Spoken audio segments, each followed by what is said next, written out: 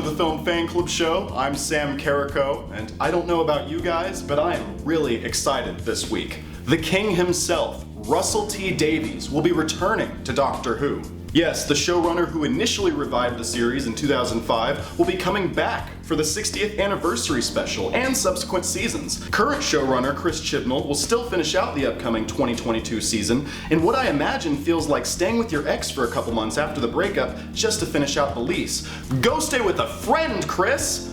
Meanwhile, Marvel has filed lawsuits to retain the publishing rights to beloved superhero characters like Spider-Man, Doctor Strange, and others, after the Ditko estate filed a termination of copyright notice against this Disney subsidiary. According to Deadline, quote, "The Copyright Act of 1976 allows heirs to pull the plug on licenses granted or transferred for a copyrighted work in particular situations with a fully executed notice," end quote. If the Ditko estate gets their way, Disney may have to work out new deals to keep making some of your favorite Marvel movies. But don't worry, if there's one thing the Mouse Company is good at, it's rat fucking. Sticking with lawsuits and following up on a story we covered 2 weeks ago, Scarlett Johansson and Disney have settled their headline-making Black Widow suit. Quote, "I am happy to have resolved our differences with Disney," stated Johansson. "I am incredibly proud of the work we've done together over the years and have greatly enjoyed my creative relationship with the team. I look forward to continuing our collaboration in years to come," end quote.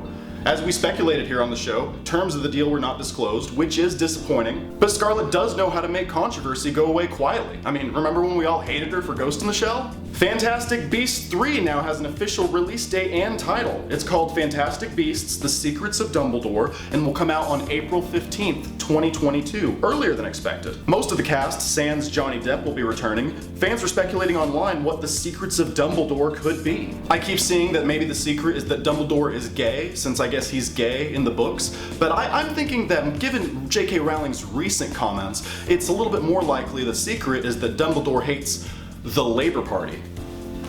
You thought I was going to go somewhere else with that joke. Okay, we've got a great show for you lined up. Mr. B is with us to talk about the true history behind American crime story Impeachment on FX. But first, Mass comes out in select theaters this Friday. I had a chance to talk to the cinematographer behind Mass. Let's get right to it. He is the cinematographer behind Mass in select theaters this Friday, and he's on my show. Ryan Jackson-Healy is with us. Hey, Ryan. Hello. It's good to see you, and I was really excited to have the opportunity to have you on the show because I saw Mass back at Sundance in January, which feels like a lifetime ago. I went and saw it at the satellite screening in the drive-in theater, so I imagine that must have been kind of a weird kind of rollout initially. I'm really excited that it got picked up for select theaters Friday. But what has this kind of process of making this film kind of been like, you know, with everything going on? We started right before COVID, and we shot in Sun Valley, which that part of Idaho ended up having a pretty bad first hit. Yeah. But nonetheless, yeah, we wrapped before the pandemic actually really went into high gear. It was fun to get into Sundance, but there wasn't a Sundance. So it was also, you know, it's like a weird, I'm glad you were able to see a satellite. I mean, I still haven't seen it in a theater. I'll see it for the first time in a theater next week. You mentioned off camera that this is the studio's trying to make this go to putting an emphasis on theaters over streaming. Do you feel like it's important to see this movie in the theaters? Yeah, I mean, for one thing, that's my love. That's why I'm in it. You know, that's, to me, the medium of highest impact is still theatrical. But certainly this movie, I mean, even from going back and reading the script, I mean, it's uncomfortable. And, you know, habitually we have a different level of concentration, I think, in front of our screens at home than we do in a theater. Mm-hmm. And you know, the idea of being in that room with those people is, I think, important, and important to Fran as well. So having a theatrical release has been great. It's a tough movie too. So I mean, like, being able to hold an audience. Well, I mean, you mentioned it's a tough movie. The performances are the focus of this film. How did you straddle that line between trying to like give the character actors, you know, space to do their work and just kind of showcase their talent, between, you know, trying to show off a little bit, you know, with the cinematography? You should serve the story always as a cinematographer. So Fran, who's the director, and I got started fairly early talking about, you know, what our plan would be to shoot this in a way that was honest to the story and to the characters and really serve their purpose. And I think it's successful in doing that. Our job is to really take you on that journey with them. A lot of the film, most of the film, takes place in one room. So what was that? First of all, what was that collaboration like whenever the director came to you and was like, here's kind of my vision for the film? Did he kind of hand it off to you to be like, all right, storyboards, whatever, Yeah, all that I mean, stuff, you make it up? He's like, obviously he's like, you probably won't want to do this. It's 60 pages in a white. He already had the location, which was an important thing to him. And to me as well. Like, I think those moments when you see something and it really speaks to you, you should hold on to it. And when he saw that location, he felt fairly strongly about it. Is the movie title referring, well, is it a double thing, like mass shooting and mass, like a church? Yeah, I think there's something to that. You'd have to ask Fran completely. I think the word origin for that ceremony is also just about people. It's an idea of people coming together, right? So, which is really what the movie's about. So, breaking down this story in particular, my mantra was kind of leaning into the difficult nature of everything. So, the parents are facing a difficult thing. The challenge of shooting this one scene in this one room would be difficult. Like, you have to kind of lean into that and pour all your thought into that space. We wanted to shoot it sequentially. We had a very short shooting schedule, so that scene's all shot in chunks sequentially. And we had a couple long rehearsal days in New York, a month or two before we shot the movie, with all the actors, where we broke down that scene, discussed everything about it, and kind of determined where there almost felt like there could be some natural breaks just in terms of having to stop filming. And everything also overlaps. So we started the next day doing a little bit of the previous day so that we could, find that, come back to it and kind of get back into the vibe. Yeah, that was going to be my next question. I imagine it's kind of a hard thing to do that break there. So I imagine you have to kind of rev up a little bit the next day. Yeah, well, and it worked, so just by virtue of performance, that was the priority for scheduling a performance. But Fran and I decided and realized we could turn that to our benefit as well. We could craft a way of shooting the movie that allowed for this kind of slow evolution of its visual language. So subtly going from something that's all still and eventually changing, just subtly changing to like this higher level of motion in a way that really, fits the beats of the scene as well, leading up to like a really important, big moment where we actually switch aspect ratio and lenses.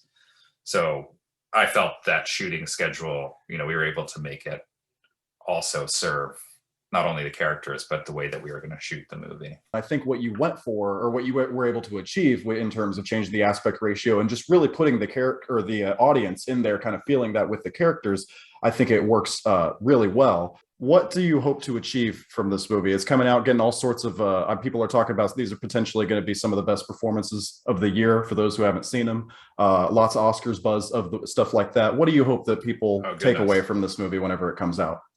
I mean, it's the reason I loved it, just reading through it. It's a way of looking at something, a pretty big issue that's human and like raw and good. And the actors really nailed that, just kind of this idea of listening to people and empathy and forgiveness are just important messages in general. And so I hope that there's a wide audience that sees it. And I hope, that they kind of, feel that. I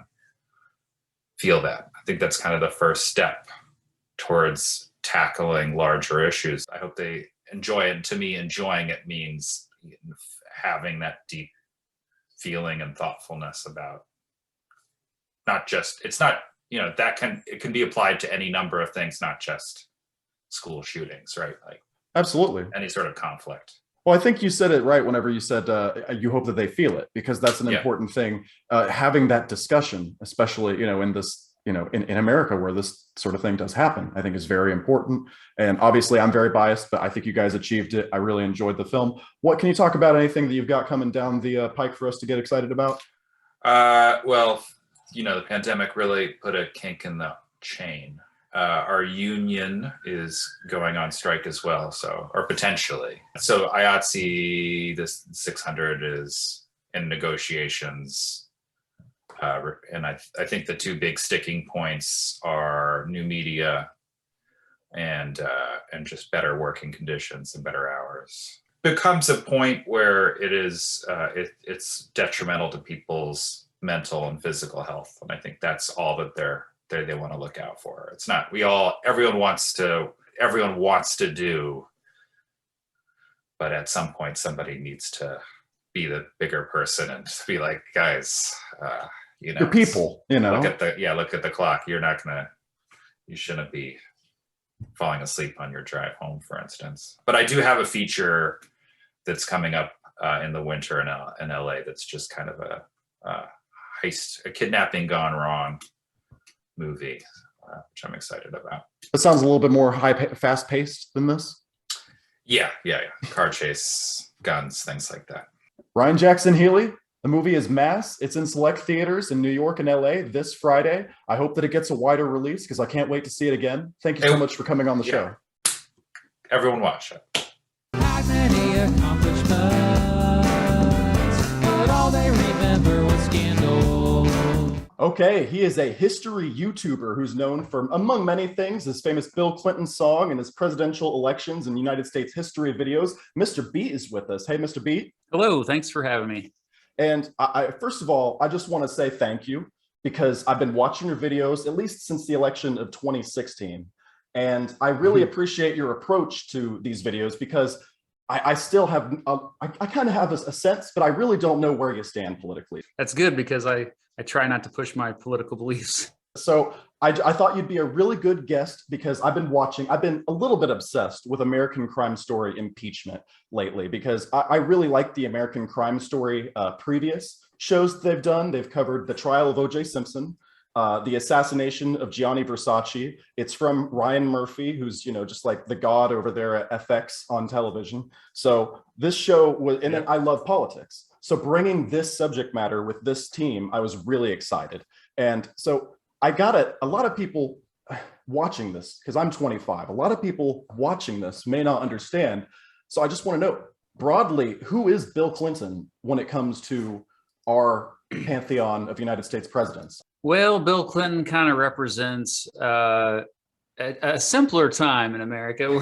As president, he was actually, I would say, not that different than some Republicans. We were much more unified as a country in the 1990s. And, he was what we call, I guess, he's a centrist in many ways. I think that the term was New Democrat or Third Way Democrat, which means he often did form coalitions with Republicans and compromise constantly. And he did have to work with a Congress that was increasingly, hostile toward him. So I call him a centrist.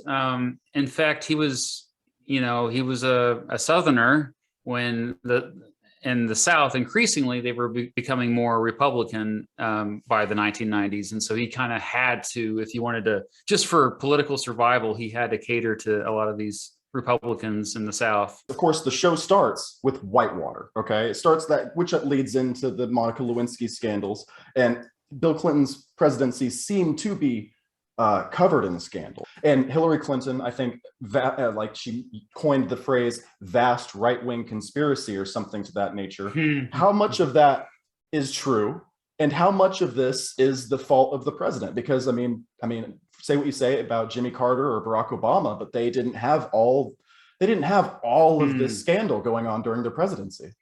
Now, most of the presidents, and I'm kind of known as the president's guy online here, I can tell you that there's lots of dirt on most of them. Like And I think the issue, like Bill Clinton, is not that really exceptional that he was up to shenanigans. It really wasn't. I mean, there were so many scandals that could have came out of previous presidents. I mean, just think of John F. Kennedy, Right. all the affairs that he probably had. Yeah, like so. I think it's overplayed partially. He should have been careful about this, especially. I mean, I think part of his issue was he got involved with politics so young, and a lot of guys don't get involved with politics until they're in their 40s and 50s. By that time, they've settled down a bit, so they're not getting into, if you know what I mean. And so, yeah, I mean, with Paula Jones, I mean, he was a governor, a young, handsome governor all of this is happening to, and I think there's some guilt, no doubt. I mean, we look at what ultimately was settled out of court, and you know that there's some stuff that happened that shouldn't have happened.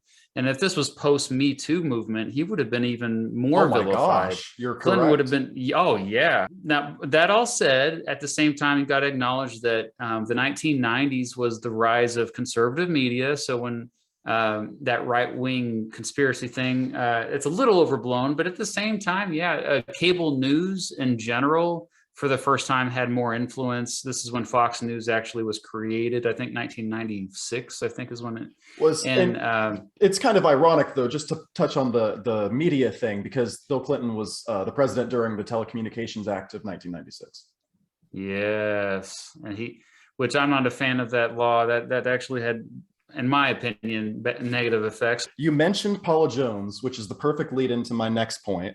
The acting is going to be a praise. I'm going to praise the acting in this show a lot, because the woman they got to play Paula Jones is perfect for what they want in this role. And so is her husband. I don't know if you're familiar with Taran Killam. He's from Saturday Night Live, I believe. He plays her husband, and throughout the whole 2 episodes that I've seen so far, he is really playing up the cuckold aspect of the comedy. It's really funny to see, like when Paula Jones has to draw Bill Clinton something or other, he's in the room, and it's just very funny. It makes Bill Clinton, the show takes a clear stance in that regard, that Clinton is a Chad and Paula Jones is just some dumb chick who doesn't know what she's getting into, and then her husband's a cuck.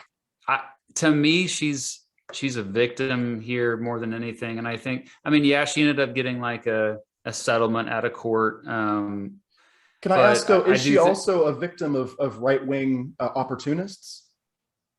Oh, you could say that. Yeah, you could. I think the fact that she was just kind of this tool for Kenneth Starr, like, and then that was just the beginning. Like he was like, okay, now I'm going to go for Whitewater. Now what else? Like, oh, did they kill somebody? Vince Foster? Like, and then, yeah. And then finally his golden opportunity was Lewinsky. Like it almost fell into his lap, you know, with Linda Tripp. So like Linda Tripp is played here by Sarah Paulson, a really phenomenal actress. And her portrayal of Linda Tripp is pretty good, but the show takes a clear position on some of these women, you know. So Linda Tripp is shown as a villain. You know, she was a fan of Bush, as it is shown in the show, and she was resentful of the new incumbents or the new occupants of the White House.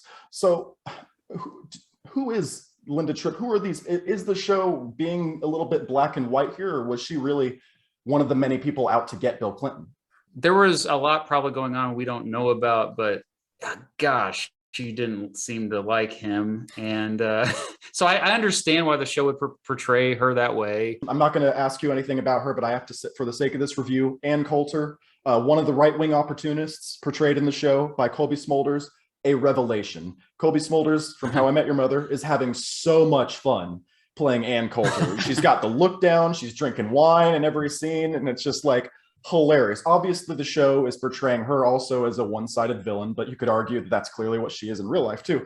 But Benny Fieldsten, the actress from Lady Bird, here plays Monica Lewinsky, and she is also really great in this role. There's a scene in episode 2, where she finally tells Linda Tripp at the Pentagon that she's been having an affair with the president, or she did have it. It was while she was at the Pentagon, so it was after her first stint at the White House. They had an affair. She wasn't talking to him for a period. She has this scene where she confesses to Linda Tripp. It's a very powerful scene. the actress Benny Fieldston just acts the hell out of that. It's like a monologue. It's really well done. And knowing what we know about where it's all going with Linda Tripp, it feels even more tragic. But obviously that brings us to real life Monica Lewinsky.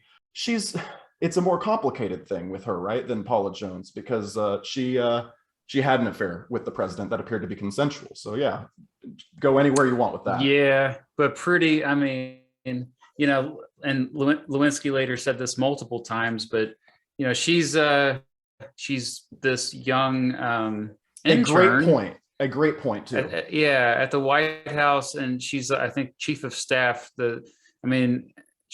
Fresh out of college. She grew up in California, and she's just there, and then she meets Bill Clinton, and it's like, whoa, it's like meeting a celebrity, basically, right. but that you really admire, and he's attracted to her, and my understanding is that there wasn't much time between when they first met to when they ended up having sexual relations. But the thing that like, to me too, she kind of comes across as clearly more of a victim of, I think, because she really did fall for him. But I think the thing that's the most messed up here is like the way that how quickly Bill Clinton was just ready to cover this up as if it never happened, and making her the start of the whole thing, like the sworn affidavit, the tapes, like forcing her to do that, say, you need to say that we've never had sexual relations. And then, of course, the reason why Clinton got in trouble to begin with, officially, finally, they got him for perjury, or trying to get him for perjury, lying under oath. I did not have sexual relations, all that famous. This is, but I don't see, I think if I'm in that same position as Lewinsky, I totally understand how she could just fall for him. And I don't think can be overstated. He's in a huge position of power over her. What was going to happen, if she said no in a situation like that? So there's a lot of, nuance to this conversation. The show doesn't appear to take all that. Okay. Yeah. I'm glad you brought that up. I was going to mention that too. I forgot, but yeah, I mean, he could easily use his power, just like, you're never going to have a career in DC again, and then she was transferred to the Pentagon. Yes. To the Pentagon. Yeah. So I'm sure she was really afraid about, and it worked out for her. She does speaking tours now, and she's a producer. I still feel sorry for her. Yeah. She is. Yeah, I didn't know that. Okay. Interesting, for ethical reasons. If I'm making a show and I just want to take a completely, cold analytical approach to the show. Well, I mean, the show does a lot of covering for Bill Clinton too. So it's an interesting. It's an interesting show. I'm really interested. I've only seen 2 episodes at this point, but I'm really interested. As I said, I love politics and political history, so I'm really fascinated to see where it's going and where it's going to end up. What are the repercussions of everything that's been going? I mean, Bill Clinton's. It seems like all this stuff happening to presidents now, a lot of it is not as unprecedented, of course. Was this the beginning of kind of taking that all out the window? We went so long between impeachments, I guess, and then it became a lesser amount of time between impeachments. And now I feel like it might become an even lesser amount of time between this and the next impeachment. So I guess that's generally what I mean.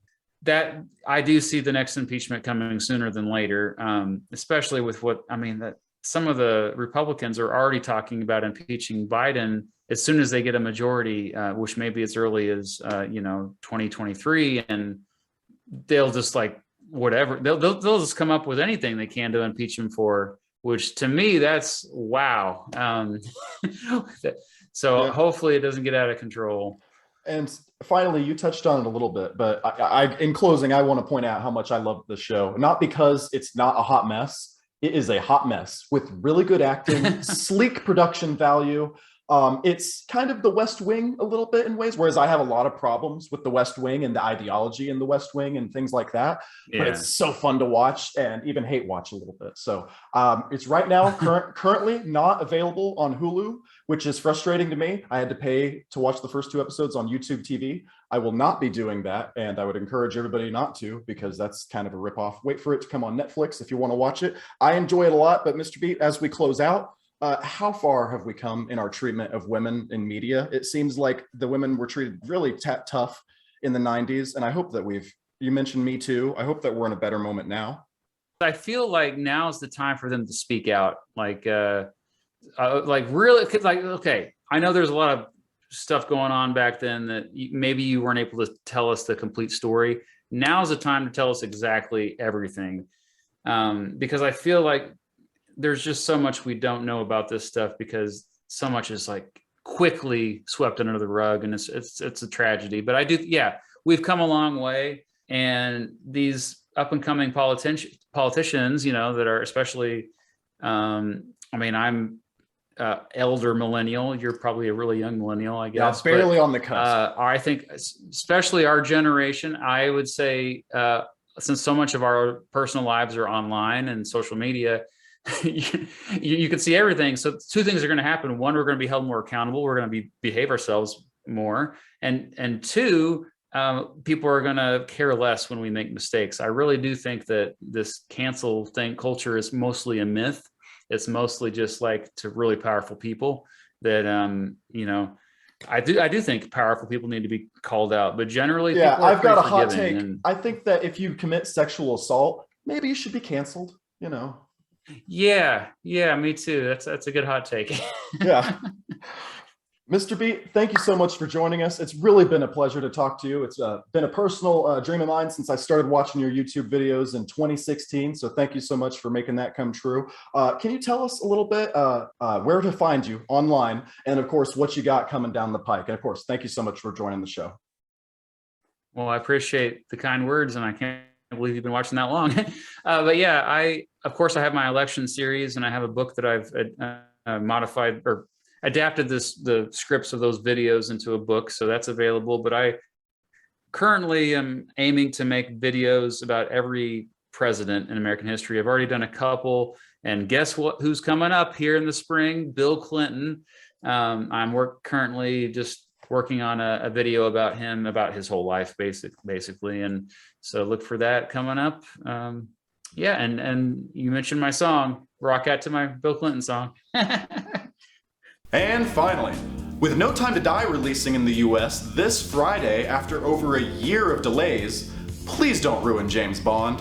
Daniel Craig's run as 007 has been a mixed bag to this point, with Casino Royale and Skyfall becoming fan favorites, while Quantum of Solace and Spectre are generally considered disappointments. Obviously, there's a lot of pressure on No Time to Die to succeed. Of course, fans want to see Daniel Craig's Bond sent out on a high note. Some viewers have become skeptical, though, during the promotion of No Time to Die, with headlines like Lashana Lynch, the first female 007 in the news. Huh? Well, the topic of a potential female 007 isn't unheard of. I mean, the concept of gender swapping James Bond characters isn't new either. Just look at M. But before we get carried away, Lynch made the distinction in the article that she is not playing the next James Bond. Quote, "No, you don't want me," she says, with a fit of giggles. I'd just be like, right, where do you start again? She continues, quote, "We are in a place in time where the industry is not just giving audiences what it thinks the audience wants, they're actually giving the audience what they want to give the audience. With Bond, it could be a man or woman. They could be white, black, Asian, mixed race. They could be young or old. At the end of the day, even if a 2-year-old was playing Bond, everyone would flock to the cinema to see what this 2-year-old's gonna do, no? Not everyone seems to agree, though. One of the writers on No Time to Die is Phoebe Waller-Bridge. You may know her from playing the feminist droid in Solo: A Star Wars Story, if you saw it. At the premiere for the new film, she was asked about a potential Jane Bond. Quote, "I think Bond is James Bond," she responded. "We just need to cook up someone to rival him." Daniel Craig himself believes that James Bond should not be played by a woman. Quote, "Why should a woman play James Bond when there should be a part just as good as James Bond, but for a woman?" End quote. Craig and Waller-Bridge make good points. I mean, have you guys seen Atomic Blonde? Charlize Theron plays a badass, womanizing, rough around the edges super spy in this amazing 2017 film that will never get a sequel because it did terribly at the box office. What a lot of you are looking for in a female James Bond is already out there, and you're not supporting it. Ultimately, I don't know where I fall on this. I realize that I have no personal stake in this when it comes to representation, because as a womanizing alcoholic, I already feel seen. I do think that there are a lot of interesting ways a woman playing James Bond could take the story. For instance, how would her promiscuous behavior be seen by society as opposed to the male Bonds? And if she's not promiscuous herself, how does she respond to working in an organization where the womanizing male Bond has been the example of a perfect MI6 agent for the last 25 movies? But here's where my hesitancy comes in. If you're going for woke by just having a British Fed be played by a woman while ignoring every other problematic aspect of the Bond character, that would feel kinda shallow.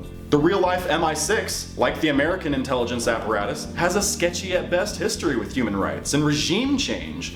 The British Empire is, well, an empire. Previous Bond movies have either outright ignored these scandals or whitewashed them, if they're addressed at all. And let's keep in mind that Amazon will be producing any future Bond movies, whether the character is a male or female. And if their idea of a politically correct Bond is just a girl boss starting a coup in the Middle East, I don't want it. To me, Skyfall succeeded because it provided nuance. James Bond in that film was an outdated relic of his time, but we got to see how that affected him and changed him. Yes, at the end of the day, MI6 were still the good guys, but their tactics, particularly those of M, were put under a critical microscope. Ultimately, there are a lot of interesting ways you can take this character forward. Just please don't ruin James Bond. Okay, that's our show. I'd like to send a special thank you to Ryan Jackson-Healy, Mr. Beat, and you, our viewers. Thanks so much for checking this video out, guys, and I'll see you in the next one.